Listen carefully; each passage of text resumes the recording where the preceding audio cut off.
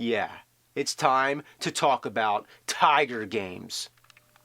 Since the advent of video games, the idea of portable games was a novel concept, like the Nintendo Game & Watch series. Everybody liked the idea of being able to bring a game with you wherever you go. There were many examples, but none so common as the Tiger handheld games. They used the most primitive technology possible. The graphics, if you could even call them graphics, work like this. The background is a fixed image that's printed onto the console. In front of that is a clear screen, kind of like an animation cell, with a bunch of static images that represent all the characters and objects. When the game plays, these images light up individually to simulate the illusion of movement. It's sort of like a calculator or a digital watch. I can't think of a more crude way to make a video game. Of course, you don't need technology to make a good game, but these were all ungodly. But that didn't stop these games from flooding the market. They were everywhere, and everybody bought them. Everybody I knew had at least one of these things. On the school bus, people were playing them. At lunchtime, everybody was swapping them around and playing each other's games. It was like chicken pox. We all got it.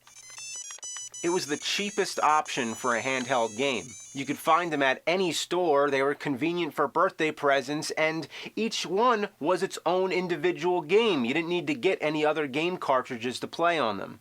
And all you needed was 2 AA batteries. The Game Boy, on the other hand, was more expensive, needed 4 AA batteries, and you'd still need to buy games for it.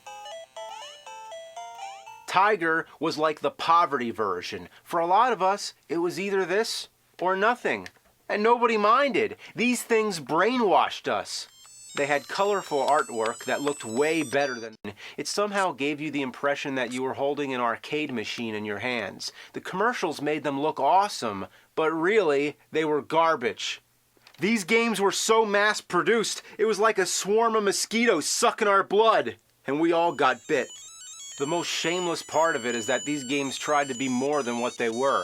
With this kind of technology, they could have stuck to solitaire or video poker, but no, they took it all the way and adapted action-adventure games. They took Konami games, Capcom games, Sega games like Altered Beast, Shinobi, and Sonic the Hedgehog.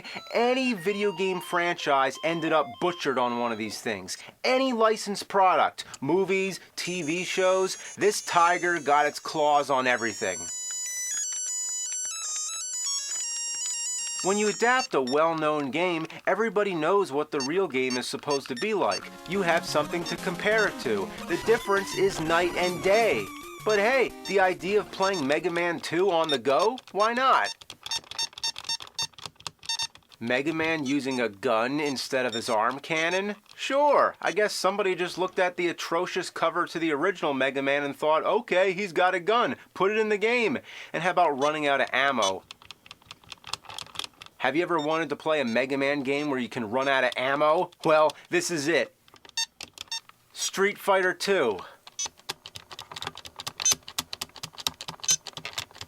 Really? First you have the arcade, then you have the home console versions, then you have the Game Boy version, and then at the very bottom you have the Tiger version. The only thing less than that will be using your imagination, or playing the board game. But even that was better. How about the TV shows like Dinosaurs? Listen to that awful music. How about Full House? That's right, Full House, the Tiger game.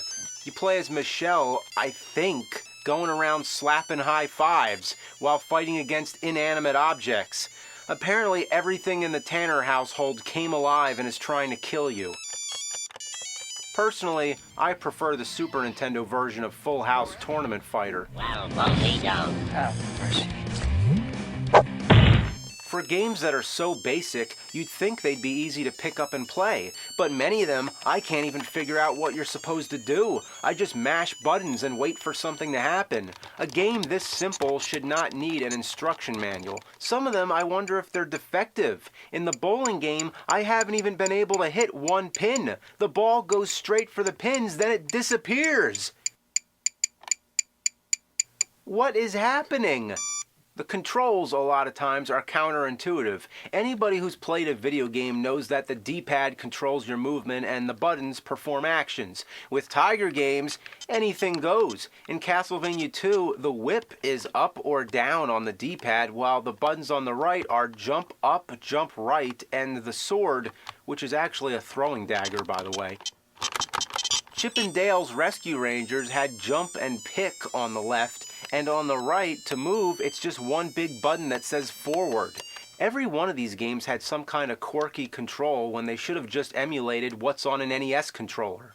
Half of these games, the controls barely work at all because they're so fragile and don't age well. Another thing I hate about them is that they're hard to record. It's almost impossible to see the objects on the screen without careful lighting, and the glare makes it even worse. So there's nothing good about these games.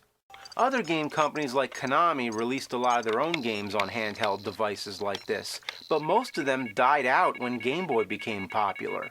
Tiger, on the other hand, continued well into the 90s. In fact, I remember these things being more common in the 90s than ever. They were pouring obsolete games into stores and we were still buying them. They wouldn't die off. They were like cockroaches. By giving people a cheap alternative, they managed to coexist with the Game Boy. Yeah, this Tiger sure rose up to the challenge of its rivals. Had the guts, got the glory, went the distance, now it's not gonna stop. It's literally a survivor.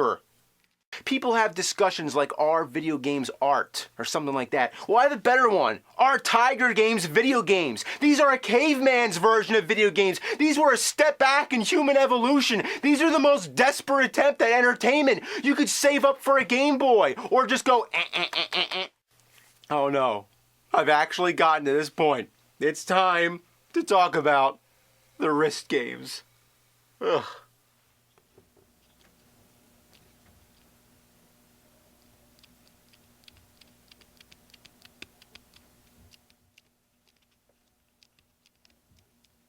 What the? Talk about desperate. I'd have more fun setting the time on a digital watch. Now check this out. Batman Returns, the wrist game. Oh boy. Wait, I can't get it open. Good. God, I hate the packaging that you need scissors to open. Even with the scissors, it's still a pain. This stuff is bulletproof. So why they do it? They use it on everything. This kind of packaging should be outlawed. Why does it still exist? I especially love when you buy scissors and you need scissors to open the scissors. You'd be so cool going around wearing this thing. Yeah, you'd be walking around school and you got this on and everybody else is talking about what the new hot game system is going to be. Nintendo 64, the Bit Wars. 64 bits, 32 bits, 16 bits, 8 bits, 4 bits, 2 bits, 1 bit, half bit, quarter bit, the wrist game!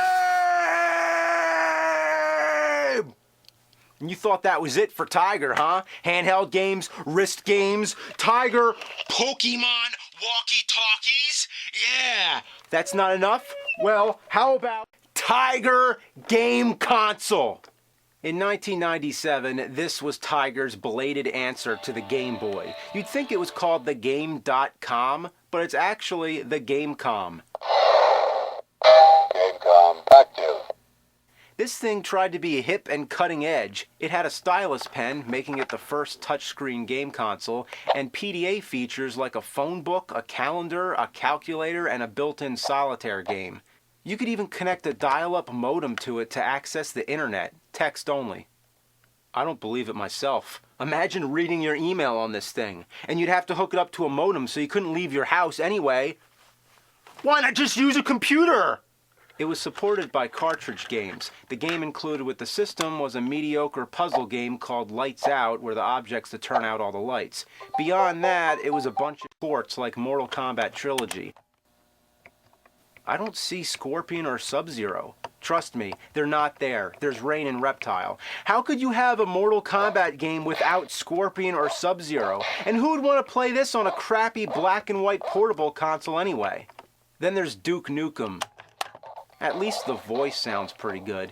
Damn, that the second time those alien bastards shut up my ride. Then there's a Batman and Robin game.